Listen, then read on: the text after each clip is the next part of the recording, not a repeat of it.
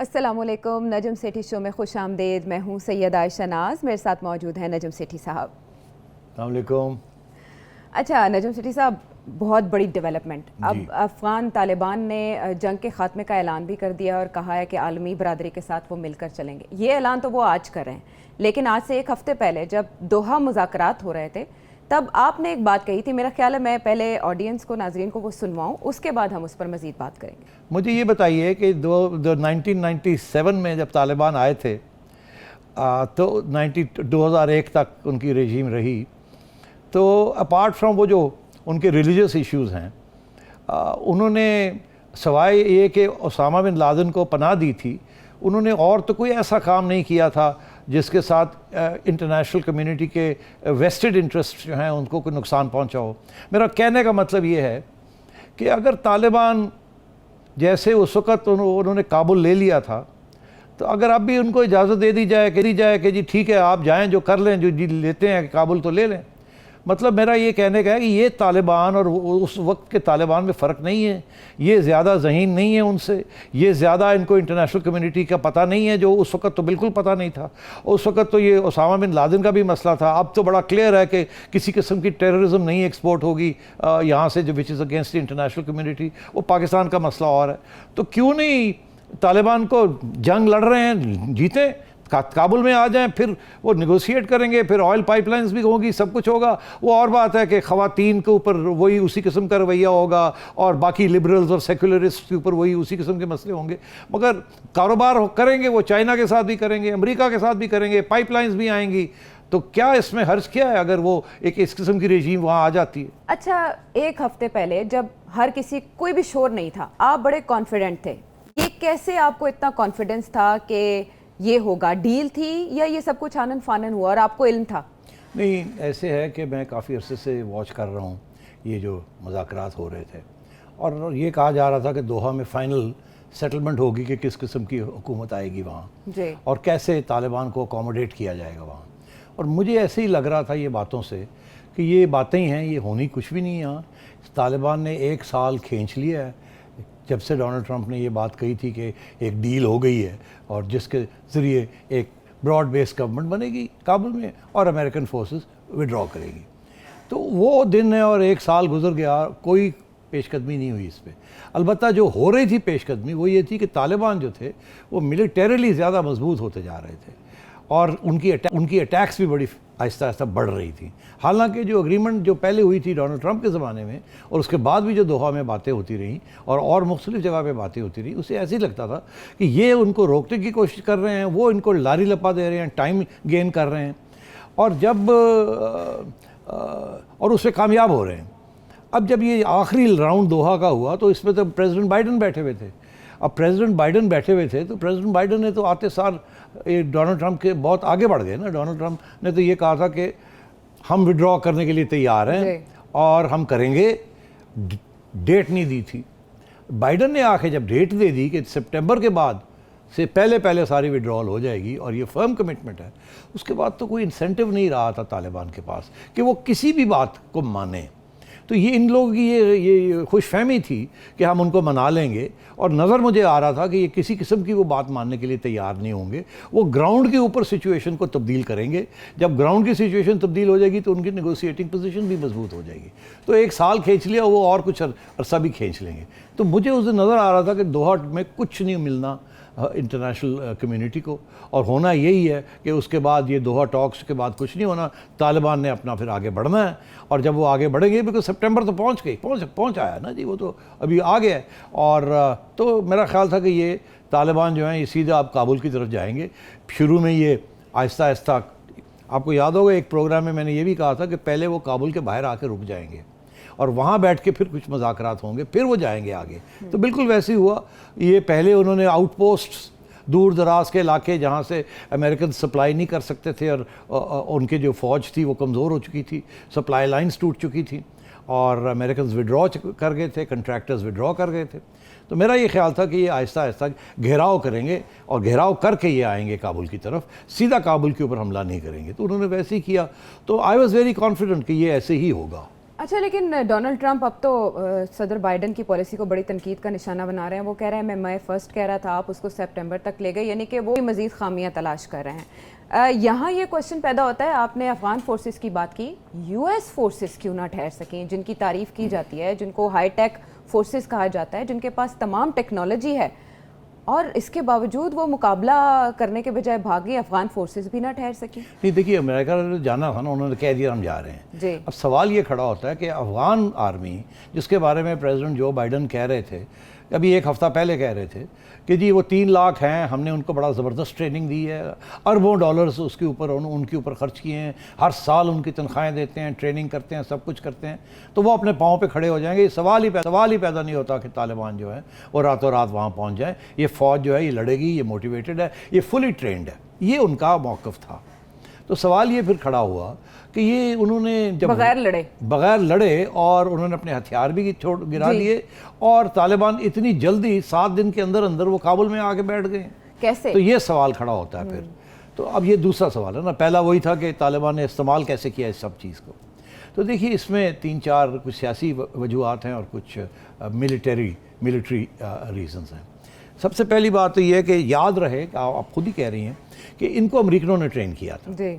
American experts का ये कहना है कि अमेरिकनों ने इनकी उस किस्म की ट्रेनिंग की थी जैसी वो अपनी ट्रेनिंग करते हैं। अच्छा। उनकी ट्रेनिंग के अंदर सारे जो एलिमेंट्स ऑफ मिलिट्री पावर होते हैं वो सिंक्रोनाइज्ड होते हैं, air power, logistics, supply lines, like a modern army. Right, ठीक है, वो उसके आदी हैं। हाँ, वो सारा कुछ। और आपने देखा उनके लिए एयर सपोर्ट कितनी अहम रही थ्रू आउट। हर मिशंस के ऊपर उनकी एयर सपोर्ट होती थी, फिर अफगान आर्मी अंदर जाती थी, लड़ती थी। तो जब उन्होंने ये फैसला किया कि हमने विड्रॉ करनी है अपनी एयर सपोर्ट, क्योंकि वो तो वापस जा रहे थे। अच्छा। तो जैसे ही एयर सपोर्ट विड्रॉ की तो एक बड़ा क्रिटिकल एलिमेंट था सारी ट्रेनिंग का और वॉरफेयर का, जो कि उन्होंने छीन लिया उनसे। अब वो अफगान आर्मी रह गई विदाउट एयर सपोर्ट। तो सबसे पहले तो ये है कि जो कंट्रैक्टर्स, जो ट्रेनर्स, जो साथ जाते थे उनके जंग के अंदर, फ्रंट लाइन्स जो होते थे, ट्रेनिंग दे रहे होते थे, साथ साथ उनको गाइड कर रहे होते थे, खुद साथ हर एक जो कमांडो यूनिट अगर कोई जाता था लड़ने के लिए तो साथ 2 अमेरिकन भी होते थे। वो सारा ख़त्म हो गया सिलसिला, जिसकी वजह से महरूम हो गई अफगान आर्मी। वो पिलर्स जो थे जिसने उनको उठा के रखा हुआ था। दूसरी बात बड़ी अहम है कि पुराने ज़माने में जब अमेरिकन साथ थे तो अब अफ़गानिस्तान आपको पता कितना बड़ा है, वो 400 मील दूर, 300 मील दूर छोटे छोटे पोस्ट्स होते थे। जब तालिबान उनको अटैक करते थे तो अमेरिकन एयरफोर्स जो थी, जो कि साथ थी, वो फ़ौरन वहाँ पहुँच जाती थी और बम्बार्डमेंट करती थी और वो फिर पीछे हट जाते थे। अच्छा। एक तो ये भी एलिमेंट विड्रॉ हो गया। फिर ये था कि सारी सप्लाई लाइन्स जो थी वो बाय रोड तो जाती नहीं थी, वो बाय एयर ट्रांसपोर्ट जाती थी। वो भी अमेरिकन लेके जाते थे सप्लाई लाइन्स में, राशंस भेजने हैं, एमुनिशन देनी है, सब कुछ देना है। तो वो अमेरिकन स्टाइल है ना ये, ठीक है। जहाँ भी अमेरिका जंग करता है ऐसे ही करता है, सारी लॉजिस्टिक्स साथ होती। वो भी ख़त्म हो गया जब सोल्जर्स ने देखा कि हमारी अब खाना भी पूरा 3 वक्त का नहीं मिल रहा, एमुनिशन भी ख़त्म हो रही है, सप्लाई लाइंस जो हैं वो जहाज़ नहीं आ रहे हमें देने के लिए, तो डीमोरलाइजेशन सेट इन होगी कि हो क्या रहा हमारे साथ। तो एक तो मैं समझता हूँ कि इस किस्म के इश्यूज थे, तो पॉलिटिकल के जो मिलिट्री इश्यूज थे, ये मिलिट्री थे ना, ये मिलिट्री थे। अच्छा, अब पॉलिटिकल की उससे पहले 1-2 और भी मिलिट्री इश्यूज थे। वो ये थे कि तनख्वाहें जो थी वो भी टाइम पे अब मिलनी बंद हो गई थी, बिकॉज इतनी क्राइसिस हुई थी अफगानिस्तान के अंदर। पहले तो कुछ गोश्त एम्प्लॉयज़ भी थे, गोश्त सोल्जर्स भी थे, अब तनख्वाहें मिलनी भी टाइम पे कम हो गई थी, और वो तनख्वाहें भी उतनी नहीं थी जितनी होनी चाहिए थी उनको मोटिवेट करने के लिए। तो मेरा ख्याल है कि इसलिए वहाँ एक डीमोरलाइजेशन शुरू हो गई थी और उनकी फ़ाइटिंग एबिलिटी उस आर्मी की बिल्कुल ख़त्म होने जा रही थी। अब आइए सियासी रीजंस।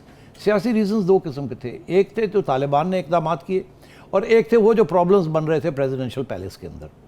तालिबान ने तो ये फ़ैसला किया कि हमने जहाँ मौका मिलेगा हम अफ़गान नेशनल आर्मी को कहेंगे सरेंडर कर दो, हम तुम्हें कुछ नहीं कहेंगे, तुम अमेरिका जा रहा है, अब लड़ने का फ़ायदा कोई नहीं है, हम मारना नहीं चाहते आपको, हम आपको पनाह देंगे, अपने हथियार दे के घर जाएँ आप।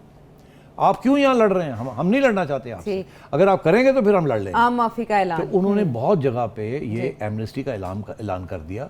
और जब सोल्जर से देखा कि सप्लाई लाइंस भी नहीं है, एमुनिशन भी खत्म हो रही है, एयर सपोर्ट भी नहीं है, अमेरिकन भी जा रहे हैं, तो हम यहाँ क्या कर रहे हैं लड़के, तो हमें कह रहे हैं हथियार जाएं और हम घर जाएं, हमें मारने का कोई इरादा नहीं है, हमें कुछ नहीं, तो हम जाते हैं। उन्हें नजर आ गया उनको, तो उन्होंने फिर सरेंडर करना शुरू कर दिया।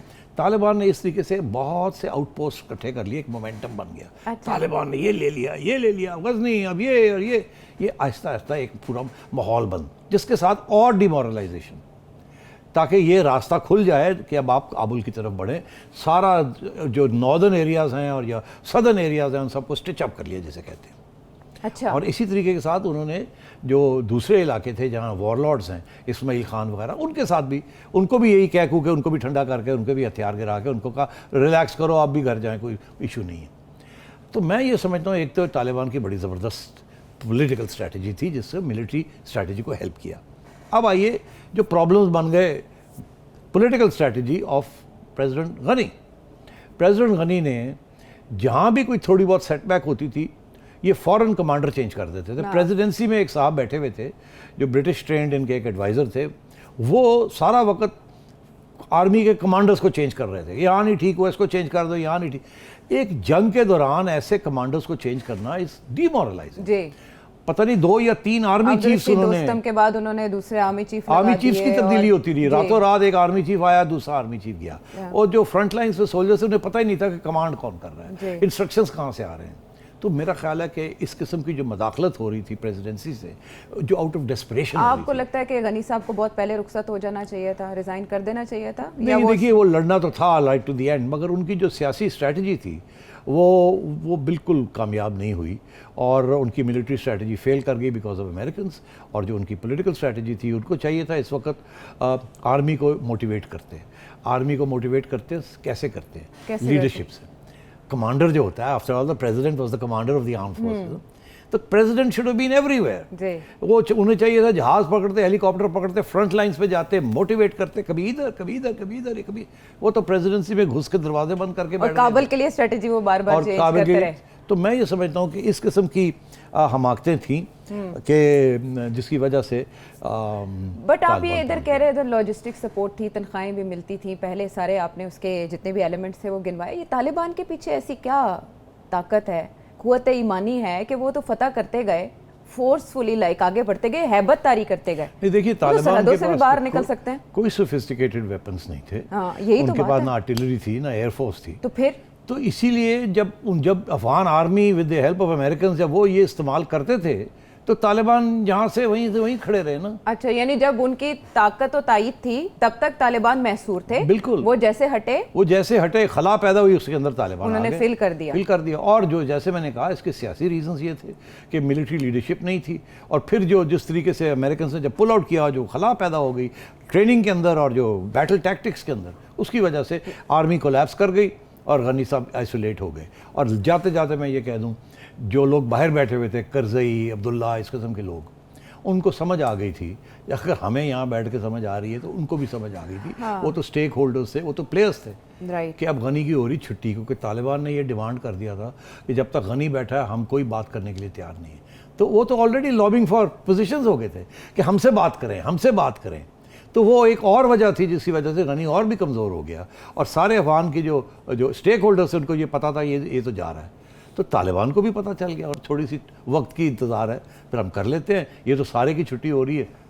तो उन्होंने 10 दिन के अंदर अंदर, दिस इज हाउ, वो जब आए हैं तो कोई रेजिस्टेंस ही नहीं मिली। 7 दिन के अंदर अंदर, 10 दिन तो अभी हम ज़्यादा गिन रहे हैं। मगर मैंने कहा था कि काबुल आएंगे, फिर बाहर बैठेंगे, फिर कुछ बात तय करके फिर आगे जाएंगे। अभी भी ये हुआ कि जब ये आए, सारे हर जगह पे आए, हर कोने से आए, आके बाहर बैठ गए, कुछ लोग अंदर गए, फिर मुल्ला बरादर ने दोहा से बयान दिया कि जो अंदर भी काबुल में चले गए वापस बाहर आए।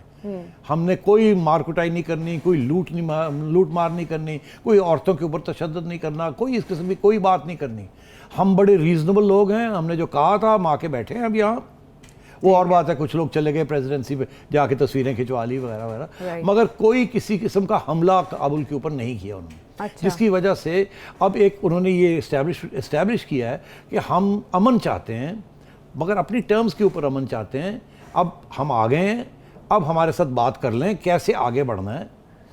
और आगे भी बढ़ने का बराबरी की बुनियाद पर तय पाएगा, या उन्होंने कहा हम आगे हैं और हम फाते हैं, हमारी मर्जी से आगे होगा? हैं, हम फाते हैं, मगर हम अभी भी इसको ब्रॉड बेस बनाना चाहते हैं। अच्छा। हमारे से बात करें कि हम अमन चाहते हैं। अगर हम आके कहेंगे कि जी बराबरी नहीं होनी, हम ही करेंगे, तो हो सकता है फिर जंग शुरू हो जाए। बिल्कुल ऐसे ही है कि यूएस कहाँ खड़ा है अब इस इनखला के बाद, और पाकिस्तान का क्या किरदार है आने वाले दिनों में, तालिबान क्या करेंगे, इस पर बात करेंगे हम ब्रेक के बाद।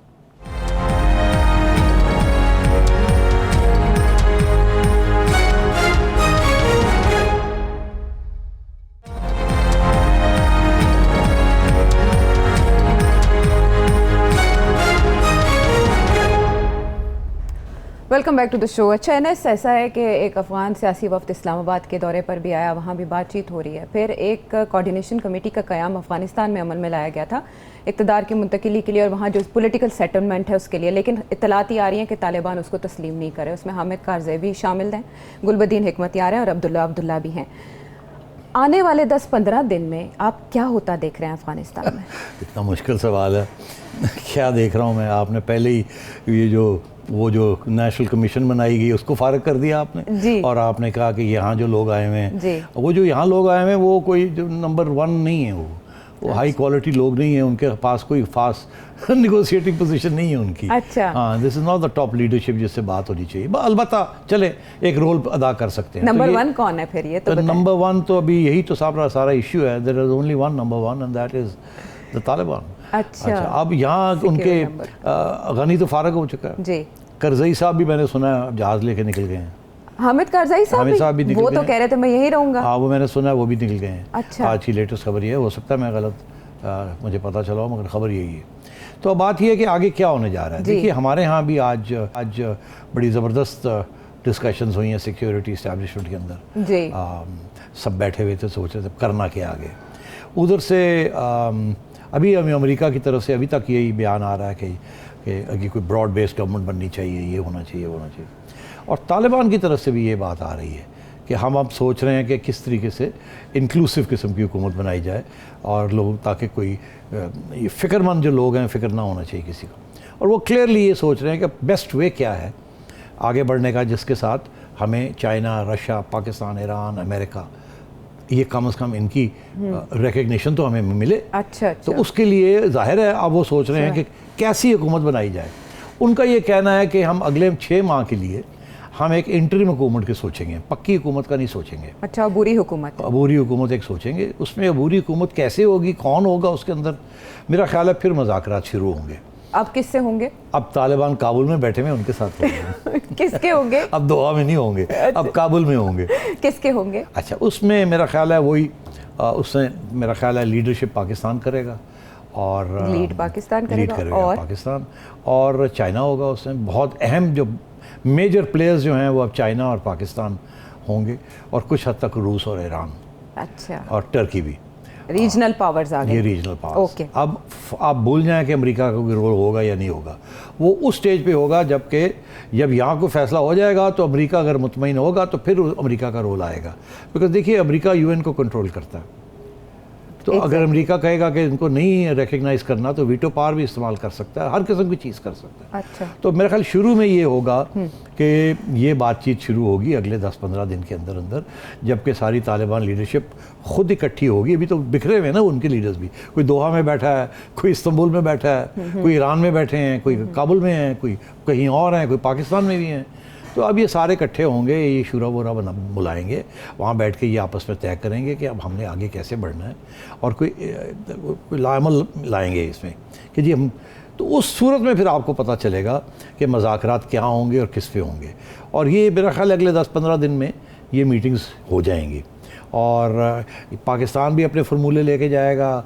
सब पाकिस्तान चाइना ऑलरेडी आपस में बातचीत में है। चाइना सबसे पहले जो मैं समझता हूँ चाइना और पाकिस्तान पहुँचेंगे वहाँ। चाइना ने वेलकम भी किया है। चाइना ने तो खैर पाकिस्तान ने भी वेलकम किया है और चाइना ने भी वेलकम किया है कि ठीक है दिस इज़, अगर ये अफगानिस्तान की आवाम का ये सोच है और उनकी ये राय है तो हम कौन हो मुस्तरद करने के लिए। ठीक है, तालिबान की राय और अफगानिस्तान के अवाम की राय में अभी तक आपको फ़र्क लग रहा है कुछ? आपने नहीं, देखिए ना, डोंट फॉरगेट कि तालिबान तो सारी तालिबान की फ़ोर्स जो है वो 75,000 या लाख के करीब जी।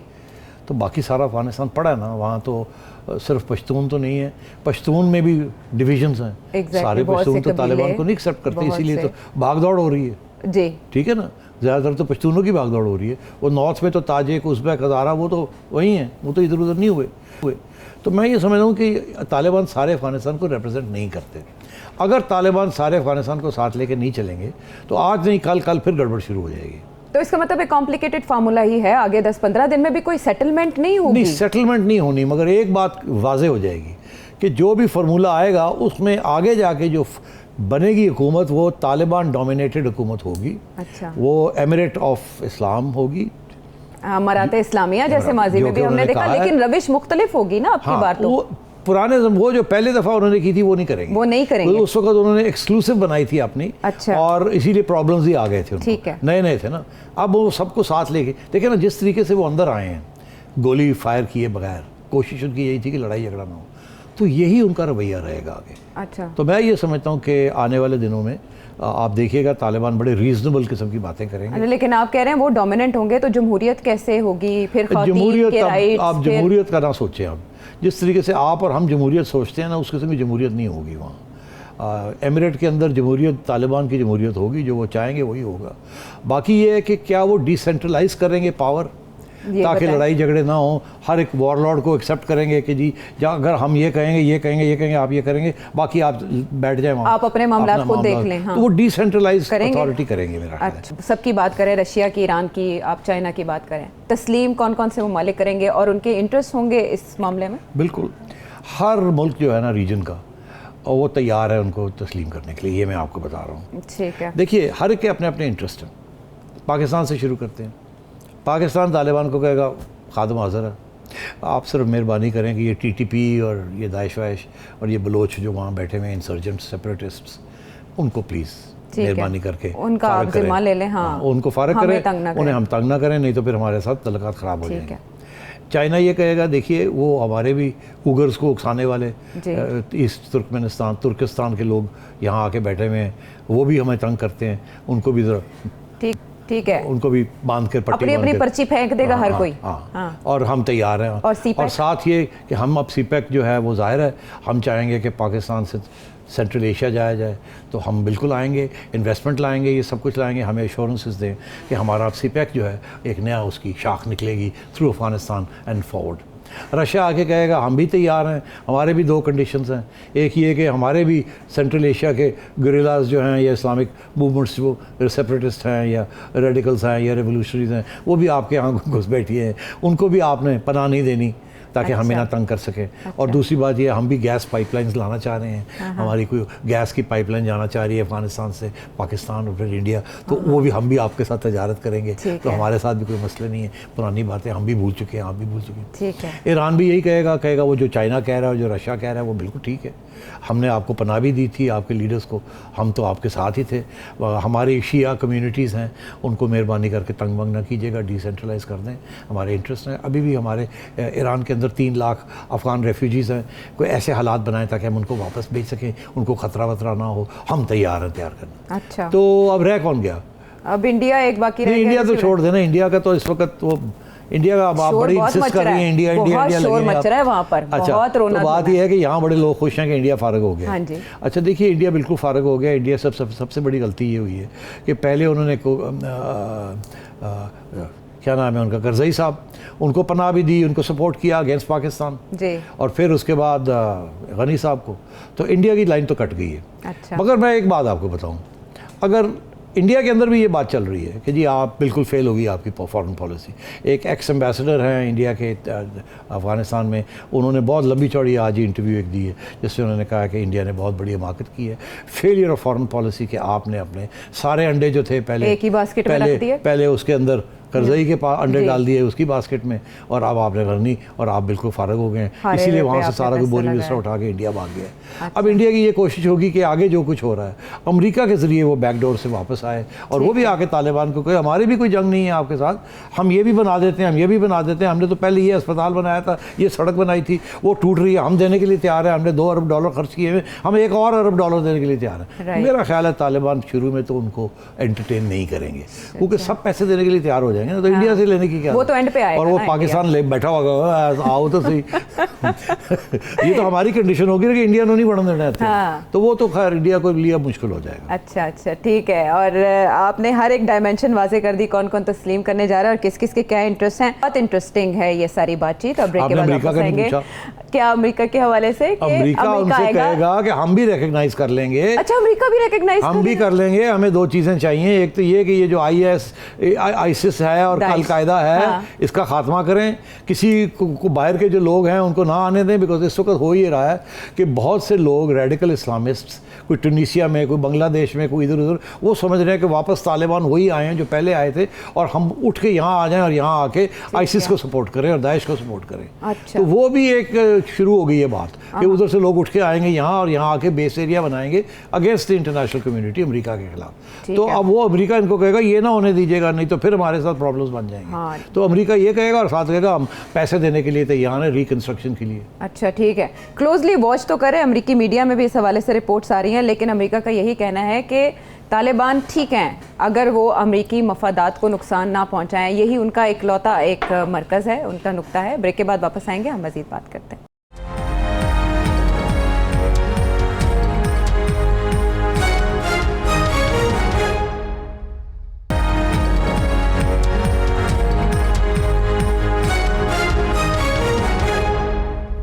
Welcome back to the show. अच्छा एनएस, ट्विटर पे बड़े मज़े की बातें हो रही हैं। कोई कह रहा है पाकिस्तान को सारे प्रोसेस में बाईपास किया गया, कोई कह रहा है अमेरिका को बाईपास किया गया। अब उस तरफ कौन था और इस तरफ कौन था, ये तो एक अलग राज की बातें। तालिबान डोमिनेंट गवर्नमेंट आएगी, ये आपकी प्रेडिक्शन है। उसके पाकिस्तान की गवर्नमेंट के साथ कैसे ताल्लुकात रहेंगे? पाकिस्तान को कहाँ फ़ायदा होगा, कहाँ नुकसान हो सकता है? जी हाँ, यही एक मेन इशू है, यही डिस्कस कर रहे हैं मेरा ख्याल है हमारी इस्टेब्लिशमेंट भी, कि अब कैसे डील किया जाए, मेक श्योर किया जाए कि हमें फ़ायदा हो, नुकसान ना हो।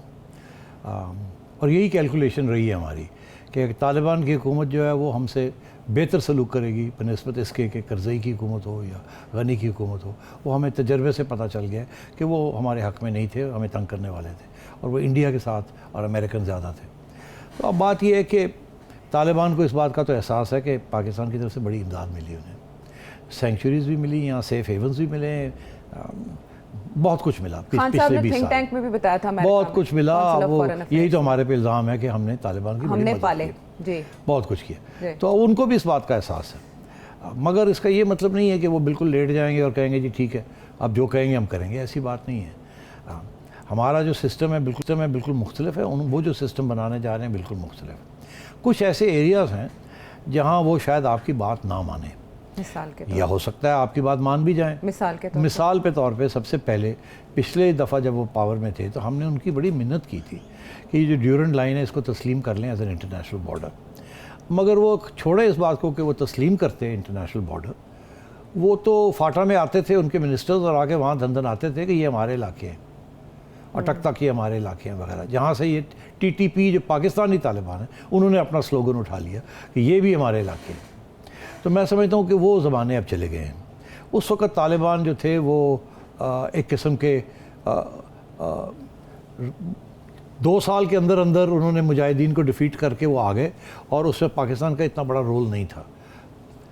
अपने बलबूते पे आए थे वो, पाकिस्तान का किरदार उसमें नहीं था। इस दफ़ा पाकिस्तान का बहुत बड़ा किरदार है, उनको भी इस बात का इल्म है। अच्छा। और इसलिए मैं समझता हूँ, और इस दफ़ा उन्होंने दुनिया देख ली है। उस वक़्त तक तो नए नए थे बेचारे, मदरसों से निकले थे, 2 साल उन्होंने कभी बंदूक उठाई नहीं थी, फिर बंदूक उठा ली और वो मुजाहिदीन को फ़ारग कर दिया और सीज़ कर लिया पावर रातों रात। मगर इस दफ़ा तो उन्होंने बड़ी तवील जंग लड़ी है, और फिर उन्होंने दुनिया का कोई कैपिटल नहीं है जहाँ बैठ के नेगोशिएशंस नहीं की, कोई 5 स्टार होटल नहीं है जहाँ देखा नहीं, जहाँ के 5 स्टार रूम्स में नहीं रहे, और उन्हें अब एहसास हो गया है कि सारी दुनिया को अफ़गानिस्तान की ज़रूरत है, हमें दुनिया की ज़रूरत नहीं है, और दुनिया को हमारी ज़रूरत है। और दुनिया यहाँ पैसा लगाने के लिए तैयार है, हमारे पास रॉ मटेरियल भी है, हम ट्रांजिट रूट भी है, और हमारे पास कुछ नेगेटिव चीज़ें भी हैं जो लोग रोकना चाहेंगे।